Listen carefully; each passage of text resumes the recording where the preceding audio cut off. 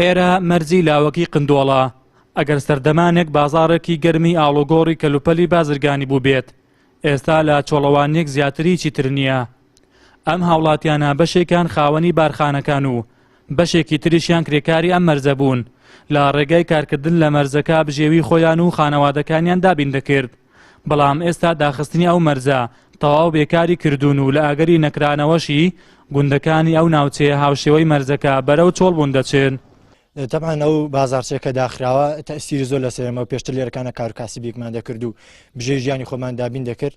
هەم کاتێک دەچینەوە داوامێمە تەلەڤیزیان کۆین هاوینان لێرە ئیشم دەکرد و بڕە پارێک باشم خۆ کۆ دەکردەوە و ژیانی خۆم پێبەڕێ دەکرد. بەس ئێستا بێشیە و هیچی شتێک نەما. توانم بڵێم چەندی هەزار کەس لەو مەرزانە کار و کاسبیان هەبوو و بژێوی ژیانی خۆیان بەڕێ کردووە. ئێستاش بەو بڕیارێکی ئاوا ئەو مەرزان داخستون و ئێمە بەکار و کاسبی ماوین. ئەو مەسروفات و خەرجی کردومانە هەمووش ئەوە تا بۆ خۆت دەبینی چۆلی هۆلا. مەرزی لاوەکی یعنی مەرزێکی خەڵکی فەقیر و هەژار. مەرزە نێودەوڵەتیەکان بەڕاستیت پێ بڵێم بۆ خەڵکی فەقیر نییە، بۆ سەرمایەداریە، بۆ ینی بۆ کەسی دەوڵەمەند و بە کوردی ئەوانەیە. بەس ئەو مەرزە لاوەکیانە بەڕاستی خەموو خەڵکی هەژار نان لێ دەخوا، خەڵکی فەقیر بەدبەخت ینی ئەوانەی کە چینی هەژار لێ دەخۆن.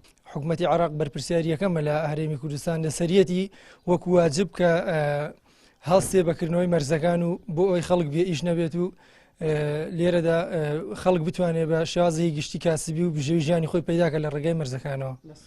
گوندی قندۆڵ لەبەر ئەوەی ڕووبەری کشتتوکاڵی نییە، دانیشتوانەکەی سەرقاڵی ئاژەڵداری و باخدارین. بەڵام چالاکی مەرزەکە و کارکردنیان تێیدا سەرچاوەیەکی گرنگی دارایی ئەوان بوو. ئێستا بەهۆی داخستنی ئەو مەرزەوە هەزاران کەس بێکار بوون و بارخانەکانیان هێشتا پڕن لەو کەلوپەلانەی کە کاسبکاران ئامادەیان کردبوون بۆ هەناردەکردنی وڵاتی ئێران. بەڕێوبەری ناحیەی سێوەش بێهیوایی لەکردنەوەی مەرزەکە نەشاردەوە و دەڵێت داخستنی مەرزەکە زیانی زۆری بە سنوورەکە گەیاندووە. بەتاکی زیانی گەیاندووە بە سنووری ناحیەکەمان لەبەرەوەی گوندەکانی سنوور ناحیە بە تابەتی قندۆڵ زۆر مستەفید بوون لەم مەرزە لاوەکیە بە تابەتی گەنجەکان دەتوانی وەکو هەل دەرفەتێکی کار بۆ خۆیان سوودی لێ ببین و بتوان ژیانی خۆیانی پێ مسۆگەر بکەن. ئەوەی کە زانیاری لە ئێمە هەیە ئەوەندە هەیە چاوەکان زیاتر لەسەر مەرزی کێلەن، ینی هەوڵەکان بەلای کردەوەی مەرزی کێلەدا بوو تا ئێستا حکوومەتی هەرێم هەماهنگی کردو لەگەڵ حکوومەتی عێراق و حکوومەتی ئێران زیاترکردنەوەی مەرزی کێلە بەلایەوە وەزبووە. ئەم مەرزەی ئێمە سنووری ئێمە قندۆڵ زیاتر لاوەکی بوو، کەمتر هەوڵەکان بەلای ئەواندا کەوتون. ئێمە تامە شەوکی زارەکی باسمان کردو هەوڵمان داوە، بەڵام لەبەر گرنگی و داواکاری زۆری هاوڵاتیان سەرکردنەوەی مەرزی کێلە کەمتر بەلای ئەوەدا چوین. بەڵام زیاتر سنووری ئێمە مستەفید زیاتر دەبێت لە مەرزی لاوەکی قندۆڵ ئەگەر بکرێتەوە.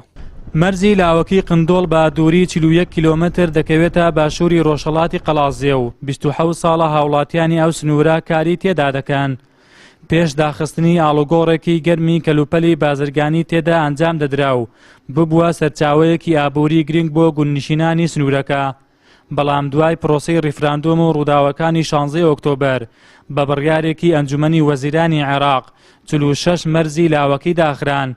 لەو ژمارەیە 25یان لە سنووری پارێزگای سلێمانی و 21یشیان لە سنووری پارێزگای هەولێرن. بەڵام تا ئێستا تەنها لە پارێزگای سلێمانی بڕیارەکە جێبەجێکراوە و زیاتر لە 3000 کاسبکاری بێکار هێشتوتەوە. مەرزی قندۆڵیش یەکێکە لەو مەرزە داخراوانەی سنووری قەزای پشدەر و دانیشتوانی گوندی قندۆڵیش زەرمەندی یەکەمێن.